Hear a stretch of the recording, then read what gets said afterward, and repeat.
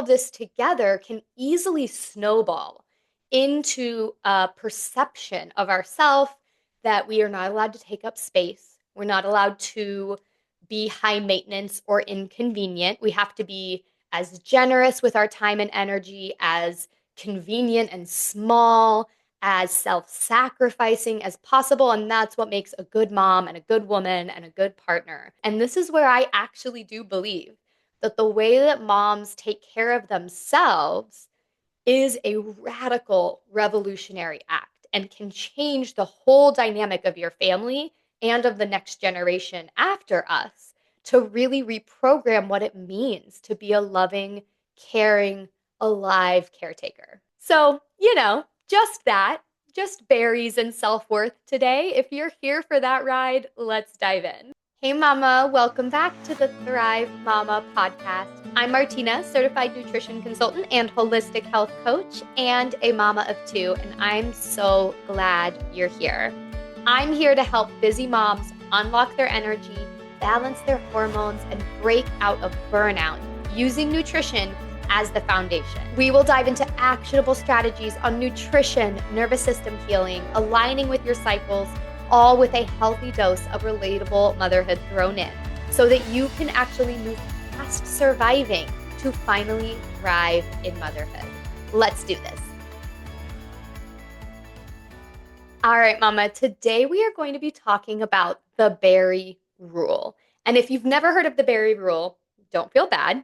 It's because I made it up, but it is a pattern that I have seen over the years working with different busy moms on their health and wellness. And it is a rule that, in my experience, has been 100% accurate. So today we're going to dive into what the berry rule is and how your berry consumption could actually be reflecting your core beliefs about your self-worth, which, when we talk about building sustainable, nourishing habits and really finding ways to thrive in motherhood, self-worth is actually at the core of a lot of these conversations, because the things that we really love and cherish fully and completely are the things that we prioritize. And if we are not prioritizing our body the way that we know we want to, there's probably something at the core around the way that we love and cherish and value ourselves.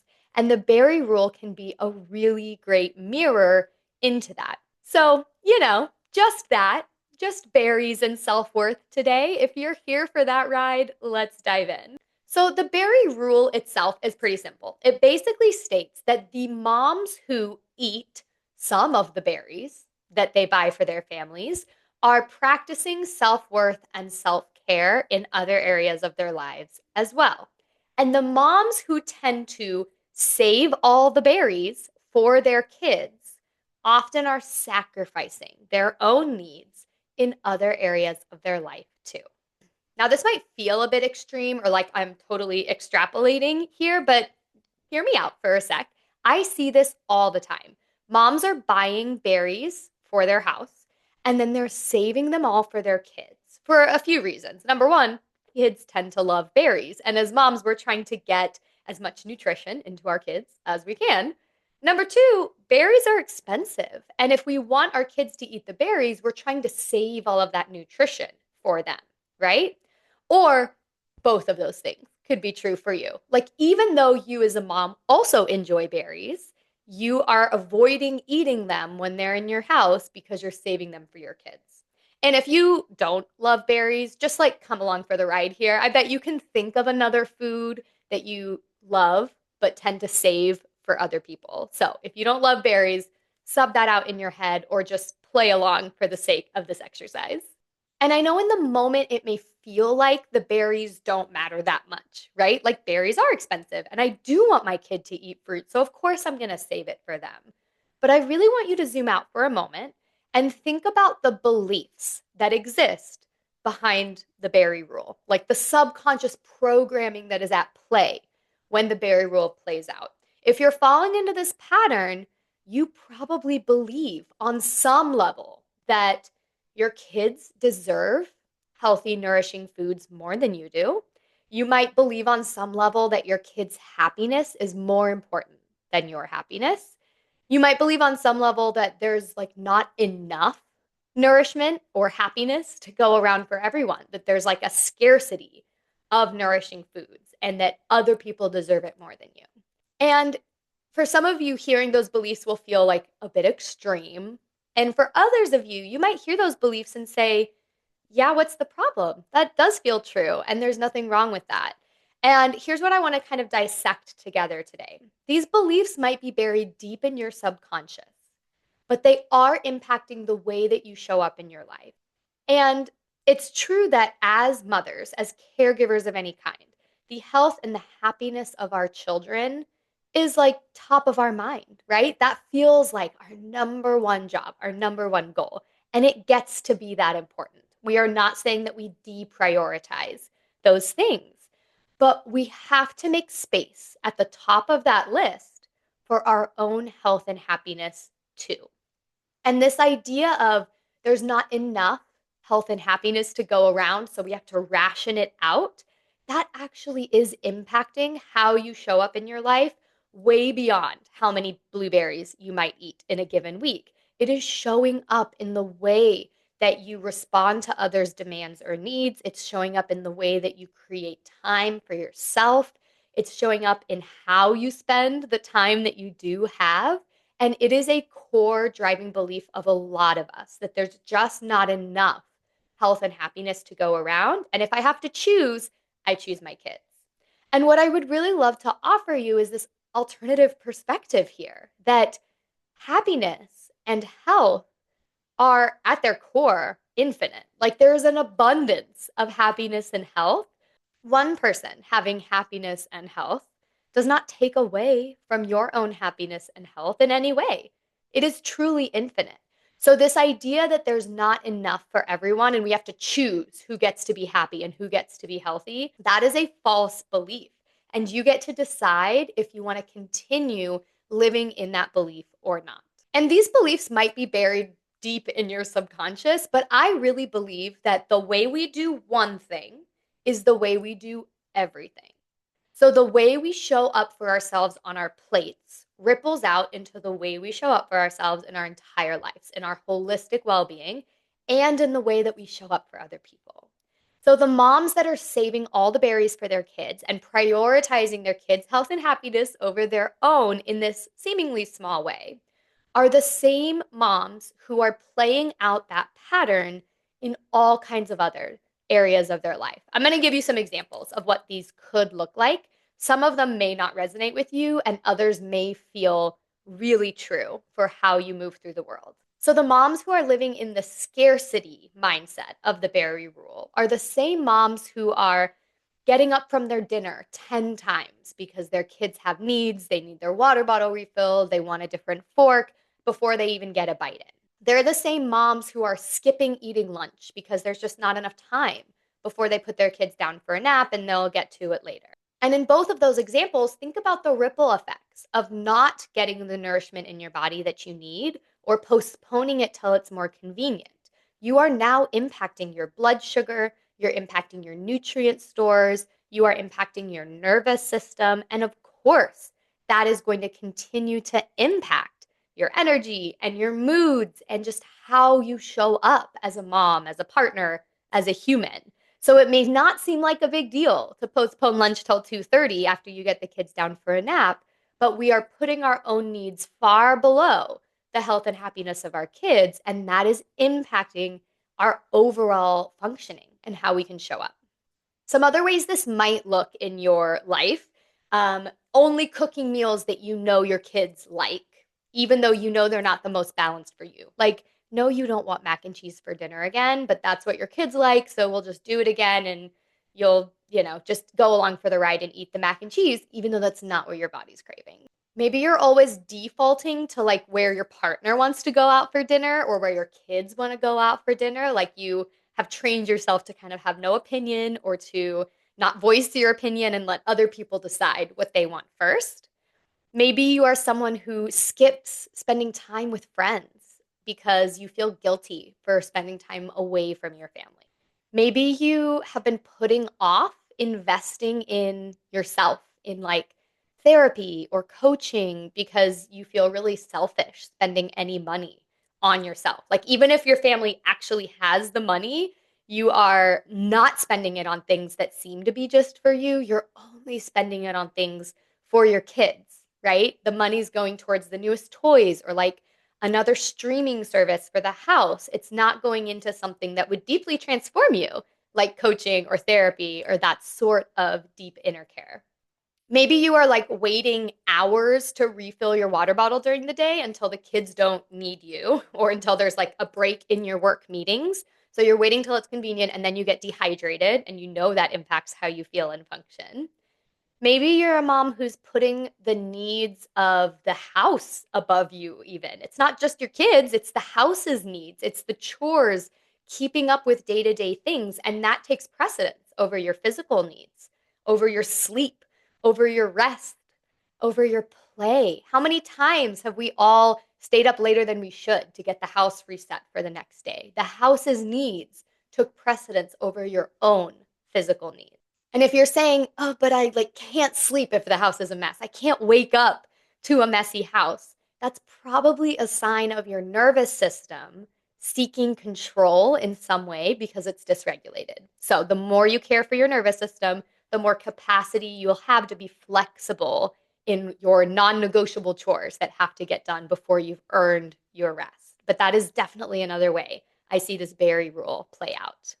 Maybe the Berry rule is playing out for you in like personal boundaries. You're putting off like going to the bathroom, or you say, "I'm going to go to the bathroom alone. Mama's taking an alone minute," and then you don't stick to it and they just like, are all up in your space. Or maybe you say you're going to go sit down and rest, and then you're like immediately getting up again a minute later for someone else. You're sitting down to eat and then immediately getting up for someone else. These are all small examples of how the Berry rule is playing out and how these mindsets about your own self worth are actually rippling out into everything in your life. And I think you can see how all of this together can easily snowball into a perception of ourself that we are not allowed to take up space. We're not allowed to be high maintenance or inconvenient. We have to be as generous with our time and energy, as convenient and small, as self sacrificing as possible. And that's what makes a good mom and a good woman and a good partner. And this is deeply ingrained in all of us on like a collective level. So if this is ringing true for you in any way, this is not your battle alone to face. And this is where I actually do believe that the way that moms take care of themselves is a radical revolutionary act and can change the whole dynamic of your family and of the next generation after us to really reprogram what it means to be a loving, caring, alive caretaker. Because here's the thing that is really important to say. I am not saying that we're ignoring the needs of our loved ones. I'm not saying we just like let our kids cry because their water bottle's empty and we don't respond to their needs. We get to be compassionate and present and generous caretakers and partners, but we also get to meet our own needs along the way. So we're not like taking berries away from our kids. We are serving ourselves alongside our kids. Abundance means that everyone gets their needs met. It means you don't have to choose between meeting your needs and meeting their needs. And you don't have to sacrifice. And you also know that by meeting your own needs along the way, you become more energized, more alive, more joyful, and everybody benefits. It is an act of service to take care of yourself so that you're not crashing at 3 p.m. with a headache, so that you're not cranky and reactive and depleted, so that you are feeling balanced and grateful and joyful as you move through your life. Every kid deserves that from their caretakers, and every caretaker deserves that for themselves. So we're serving ourselves right alongside our kids. And right about now is where you might be thinking, sure, this idea of health and happiness abundance is great, but I'm working within the reality of my time, my money, my energy, and we have to work with our grocery budget. We have to work with how much time we have for lunch. And I want to prioritize myself, but we're also feeling restrained by the reality of our resources. And I totally, totally hear that. So, two things I would say. First, change starts from within. So, the mistake a lot of people make is they wait for their external environment to change and then they will feel or embody a certain way. So, they wait till their grocery budget allows for more berries and then I'll feel abundant with my health and happiness resources, right? That's a small example, but I think you get what I'm saying. We wait for the external environment to change, to have more time, energy, money, and then we'll feel a certain way. That's actually backwards. Change happens from within. So, within the restraints of your current resources, you get to start working on your own mindsets and beliefs around some of these principles, around your self worth and around scarcity and abundance. You get to start feeling that way right now, even if nothing outside of you is changing. So, that's the first thing I would say. The second thing I would say is that this is where coaching and community is so helpful. So, you don't have to figure out by yourself. What does it look like to balance my own needs and serve myself alongside my family, but also work within my grocery budget, right? Like that is literally what I get to do for a living is guide people through that process in a way that really honors your current circumstances. And it's why I'm so passionate about my work. I've really seen it transform the way people get to show up for themselves. So if you're feeling restricted or restrained by your resources, start with your internal mindsets and do not hesitate to reach out for support from me or from another coach. Just find someone to walk that path with you so you can really work with the resources you have to really, really optimize the balance between everybody's needs. Hey there, mama. Quick question. Are you feeling drained, overwhelmed, or just ready for more actionable strategies for nourishing yourself in motherhood? Well, I've got a special gift for you. I am opening the waitlist for my Thrive Mama group coaching program. And when you join the priority waitlist, I am gifting you 5 free lessons straight from inside the program itself, delivered right to your inbox.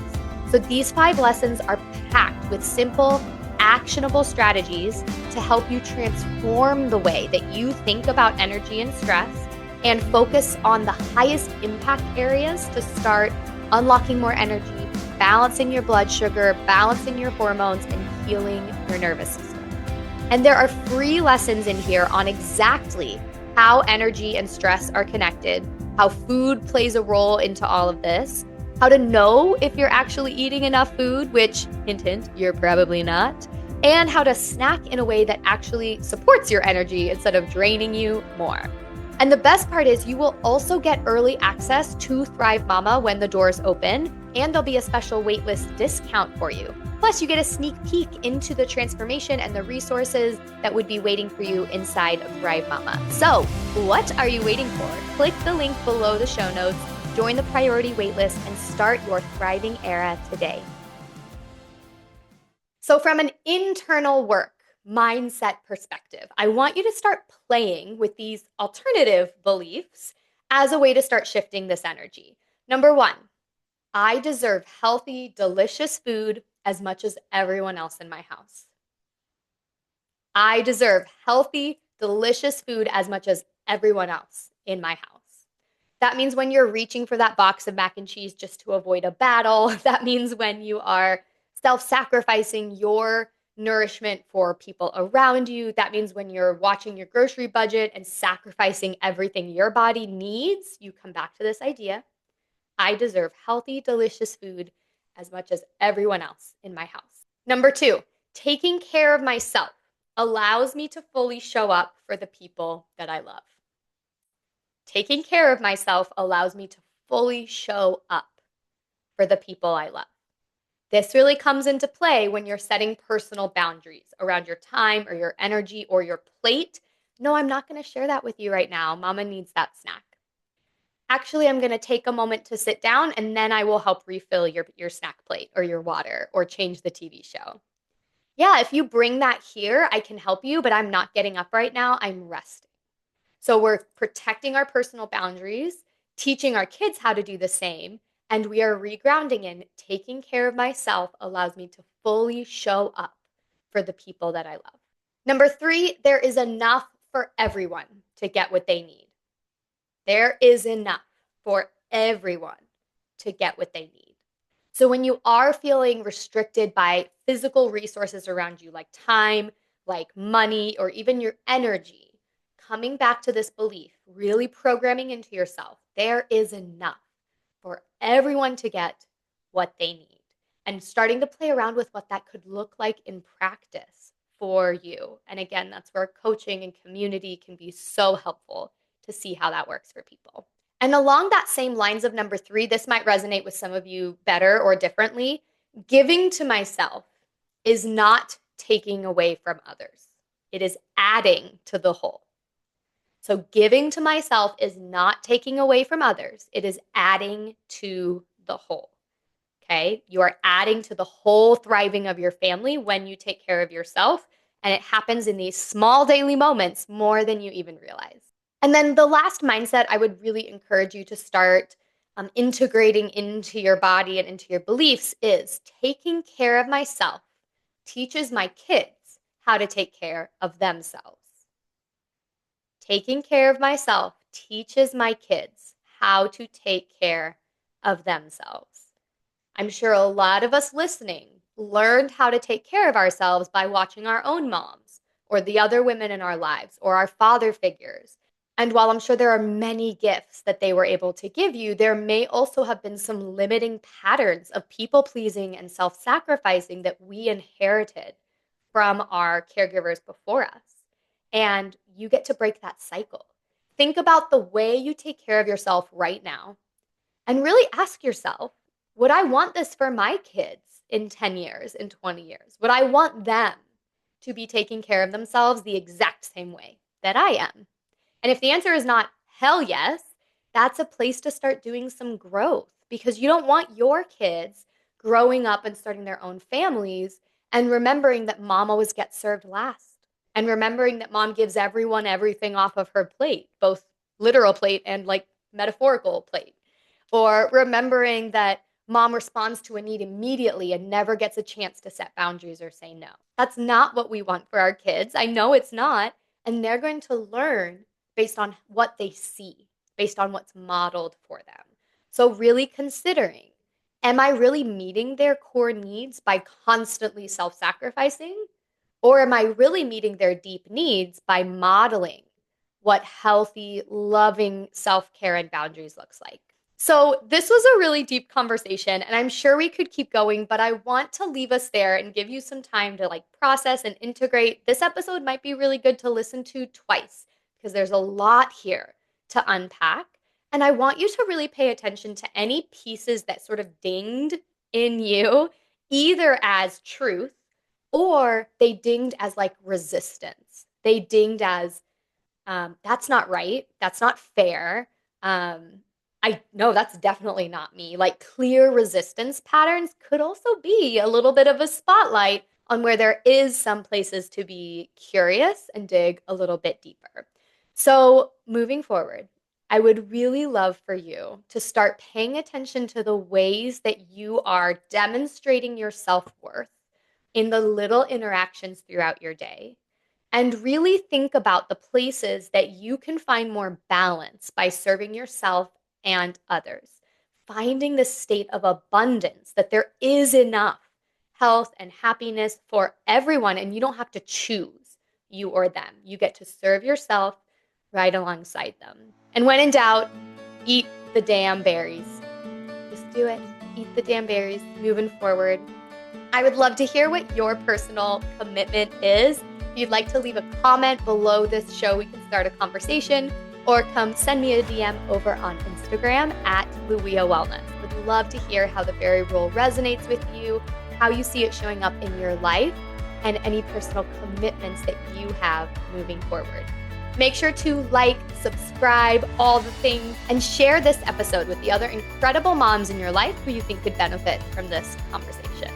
Until next time, Mama, take beautiful care of yourself and eat the damn berries.